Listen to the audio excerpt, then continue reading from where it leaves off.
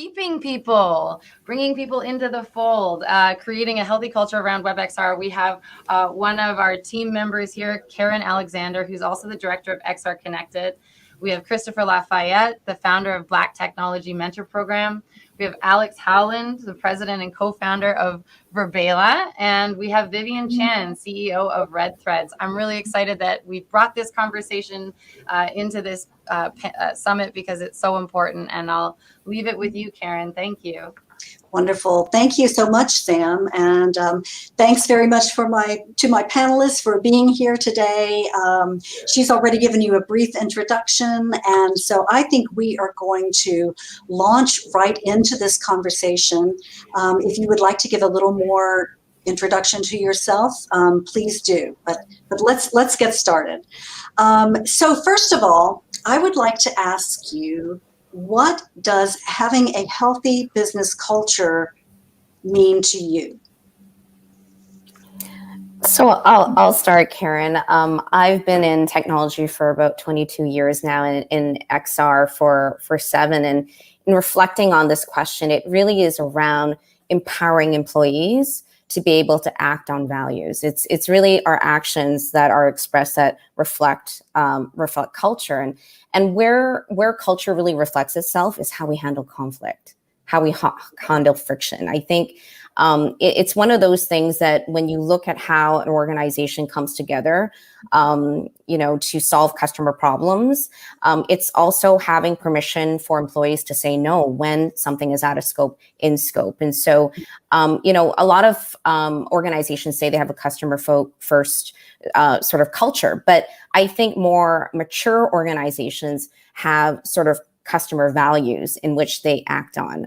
And so, that's my take on culture. Wonderful. Thank you so much, Vivian. Next, I'd like to go to Alex Holand, CEO and president of Verbela. Yes, I certainly agree with Vivian and the importance of empowering employees, particularly in WebXR, when we think about how many companies are innovating and creating things that are brand new. I think that innovation comes from the broader team. So we try to create an environment that's people feel comfortable bringing their ideas, taking risks, having failures, and getting kind of the opportunity to experiment and go down different directions that's the quote unquote boss might not have told them to do. Right. Okay. So really listening to your people and taking the wisdom and insight and knowledge that they have to help make your company better. Absolutely. Wonderful. And so Christopher Lafayette, who is the founder of the Black Technology Mentorship Program, what would you have to say about a healthy culture? What does that mean to have a healthy business culture? Yeah, Karen, firstly, just thank you for the opportunity just to be here and putting this together with the WebXR Business Summit.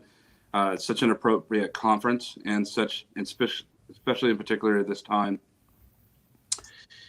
On the subject of having a healthy business culture, I think what you first have to acknowledge, especially in the XR vertical, is that you have an unhealthy business culture. The attention to health and wellness can often and only be met through prevention or acknowledgement that something can be better. And when we look at the XR industry, and I take survey of the XR industry for many years now, through many organizations, platforms, companies, individuals, and people, when we look at the XR ecosystem in particular, we tend to look at ecosystems as hardware and software, but ecosystems aren't hardware and software. Ecosystems are people. And so it begins with human-centered development, and it begins with human centricity. And looking at how we can actually identify internally, whether it's through our C-suite organization and throughout our organization, a multicultural awareness, cross-cultural communication, intercultural development, and really speaking to the adage that we want to hire the people that we want to buy our products. So that means to the greatest and what I consider the biggest obstacle that we are yet confronted with in this particular space is greater accessibility globally. We certainly, as far as we have gone, and as much as we have inherited from our predecessors and pioneers that have developed this technology, that has brought us and passed this baton, our generations, the ones who are yet sitting here in this whole entire conference, in this summit, are the ones that not only inherit these technologies, but we also inherit a new discussion that has not been spoken upon for some time, and that's accessibility. And I'm not necessarily speaking under the banner of diversity, equity, inclusion, belonging. I'm moving past that and looking at sustainability for our ecosystem, because if we're going to extend reality, then we must bring reality with it. And that means having all stakeholders having such an incredible opportunity to be able to develop. And I'm looking forward to sharing more on that. Fantastic. Thank you so much. And I'm so glad that you brought up the global aspect of this issue. So let's dive into a little more about the current climate that we are in right now, because there are so many things happening. There's a pandemic happening, a global pandemic, and there is a lot of competition for talent. And also, XR businesses are growing at such an incredible rate. It's really hard to keep up with. So given those contexts and this climate that we are in, how does that climate affect new WebXR businesses who are trying to establish themselves and their efforts to establish healthy cultures? Let's start with Alex on this question. Yeah, sure. Appreciate starting with me. I think COVID has obviously accelerated, I think, a lot of things for folks in XR technologies in different ways. Certainly our business, we've gone from about 20 employees to about 180, in the past 16 months, which certainly have had impact on culture, going from really small, intimate group of 20 to larger group. So for one, for us, we say, actually, Cap coined this, our head of sales, drink your own champagne. So we run our complete business in our platform.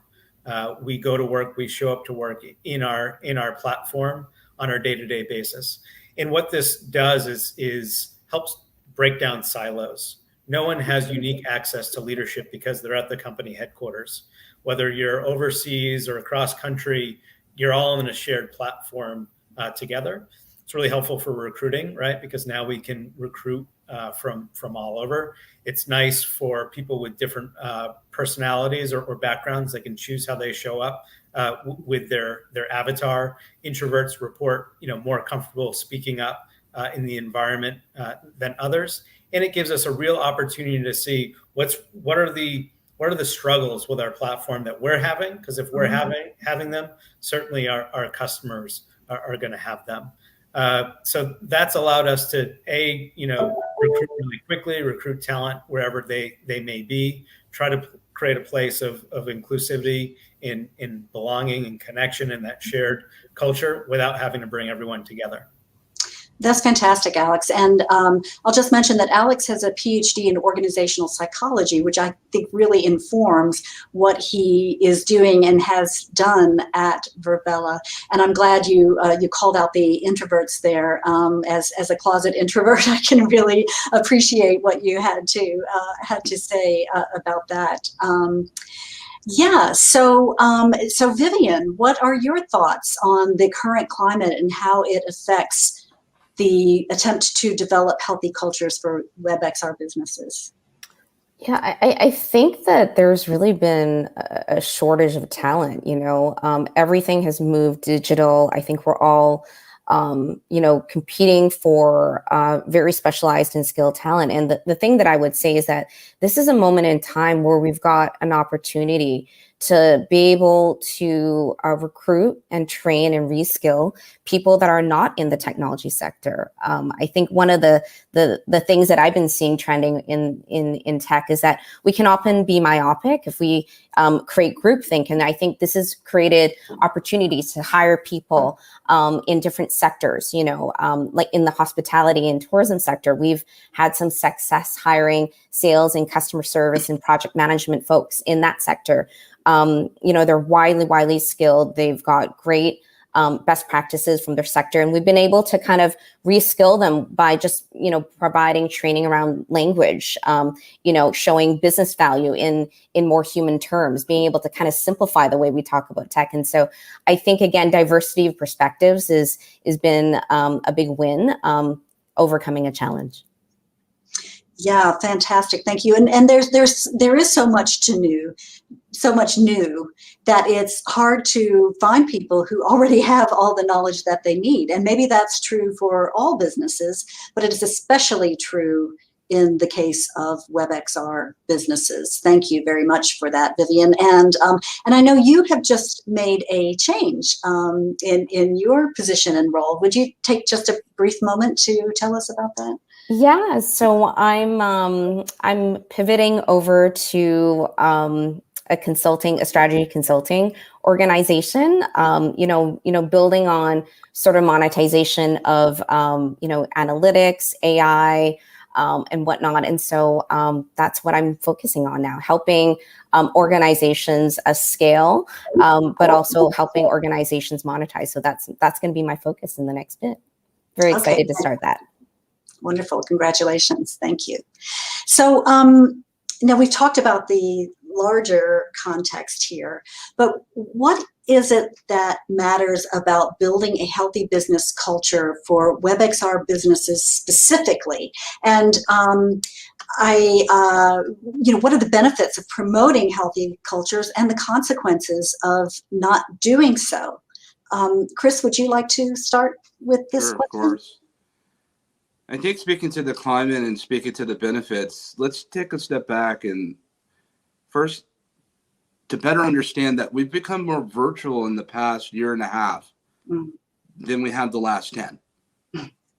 And it's of this industry in particular that has played a significant and updated and very progressive role in helping bridge the whole world together of communication.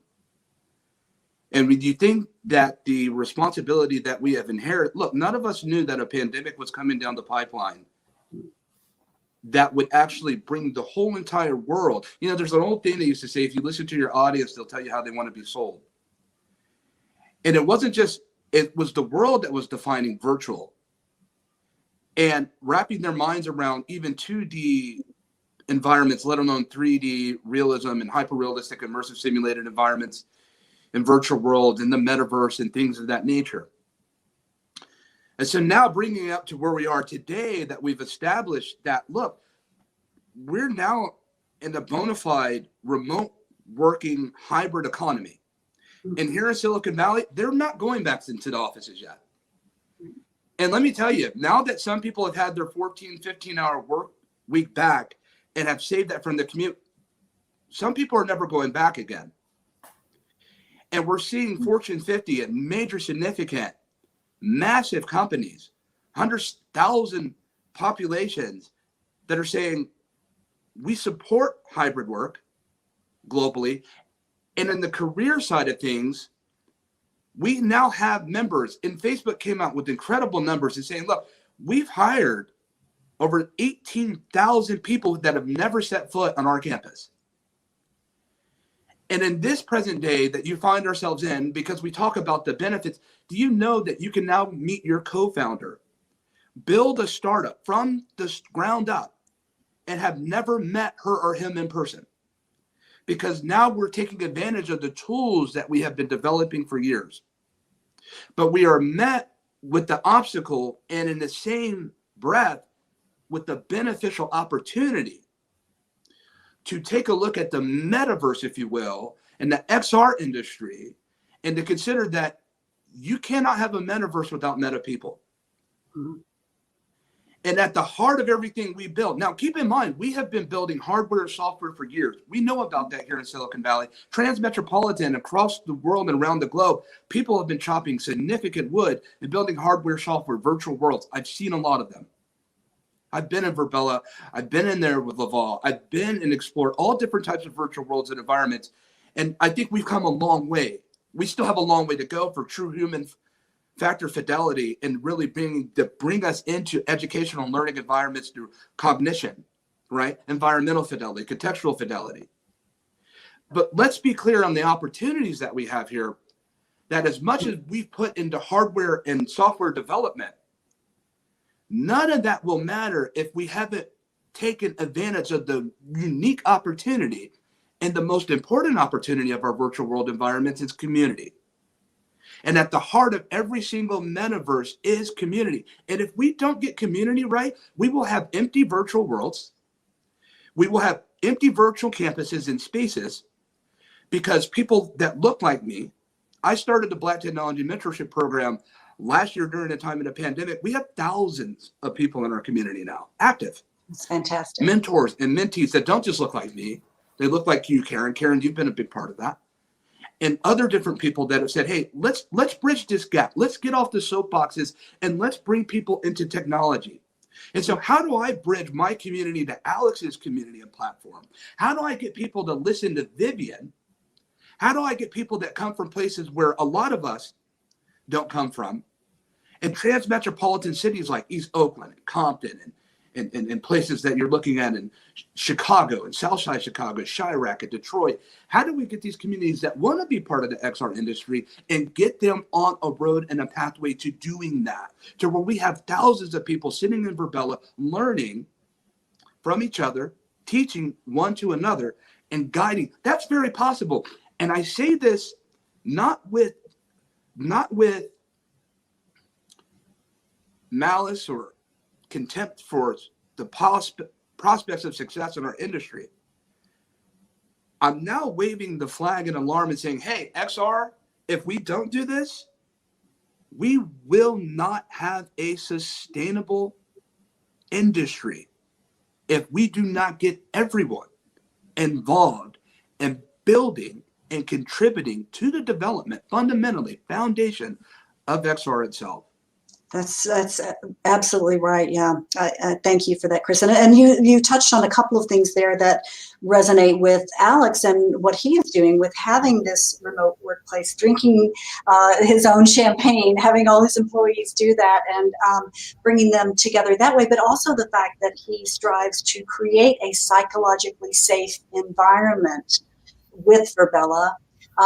And also the fact that Verbella owns the Frame platform, a WebXR platform that is in development with the fabulous Gabe Baker, who Sophia Mashasha will be interviewing as the last session of this business summit. So Alex, what do you have to say about WebXR specifically, and why building healthy business cultures matters to WebXR? Yeah, I couldn't agree more with you, Chris, that we consider ourselves a community company. We don't consider ourselves a WebXR, company or XR company. We are a community company. And if there's no community, our virtual worlds are very boring. We have some of them. not gonna lie.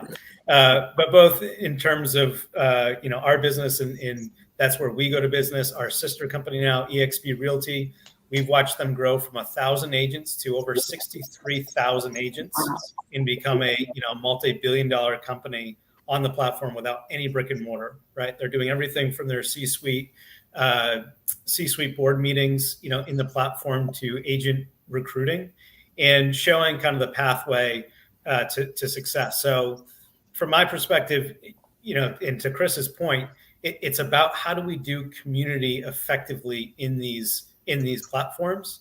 And if we can get culture right, if we can't get culture right, we shouldn't expect our customers to be able to get culture right. And we make a lot of mistakes along the way and have lots of failures and bumps. And for the most part, we're pretty anti-video, but I think there is a place for video, right? And sometimes I think we're too anti-video, and we need to spend a little more time on video. So finding the right balance of these things, getting a sense of how people are feeling. We do bi-monthly ENPS and employee net promoter scores, just getting feedback from our staff on how they're feeling and how leadership can better support them, or what policies and procedures we can put in place to make it a better work experience. We've tried to become more cognizant about really reaching out to diverse and inclusive communities and getting involved, both in terms of the customers we serve, as well as how we recruit to the events that we're hosting, as a team. So during Pride Month, we had a drag queen come and do a staff event and did trivia with staff. We had a lot of fun. So experiment, try new things, and measure the impact from your staff as well as your customers. Wonderful. Thank you. Thank you so much. And Vivian, of course, you have a lot of experience with Next-Tech AR, which certainly was involved in WebXR. So what are your perspectives on this question? Yeah, I think that at the core of technology is still people. And again, to reiterate what Alex and Christopher said, one of the challenges with the pandemic is that we've grown companies without ever meeting anyone. And at the heart of why we come to work every day is still people. And so even though we're in a high growth, highly competitive industry, we still need to make those moments to be able to play, to be able to connect, to be able to talk about, our hopes and dreams that are beyond the technology. And so that requires mindful leadership. That requires pause built in our day. And that also can be supported by technologies that engage in play. And so I'm excited about, some of the innovations that I'm starting to see that allow us to play virtually and in hybrid ways. And so those are things that are still core to who we are, the humanity of us. And so we must not forget that. Yes. Well, so as one of the founders of XR Women, which meets every Wednesday in the Immersive Learning Research Network campus on the Verbella platform, I can say that play is really important. I mean, we've done things like have dance parties there, and the ability to do that, the ability to wander around the space and encounter people just as you would in a physical environment is really important. So I see Sam is here. Hi. She's probably to tell us that we are running out of time. Yeah, fantastic panel. I think everybody brought such an incredible perspectives. I know for me, I have ADHD and I wasn't diagnosed until much later in adulthood. And I was able to create a lot of workspaces that worked better with my brain and object permanence issues by creating more space in my work environments with WebXR. And I think that there's sort of a whole conversation there as well about the different types of like neurodivergent people that can really be powerful to your organization, and how WebXR can really empower those people by creating the types of environments where they thrive. So thanks so much for everybody coming in and sharing this. Thank you, Sam. And thank you again, Vivian, Christopher, and Alex. And just want to say hello briefly to, I don't know Ben or Nisha yet, but Caspar, I know you from Zapper a bit. And Nick, we have certainly met from Active Theory. So it's great to see you all. And I wish we had more time to explore this topic. Maybe there will be another occasion for us to do so in the future. Thank you again very much, Chris, Vivian, and Alex for being here. And Alex, wish you the best of luck. You have a baby on the way. Yeah, fantastic. Thank you, Karen. Thanks, Karen. Thanks, Samantha. Thanks, everyone. Cheers. Thanks, Christopher.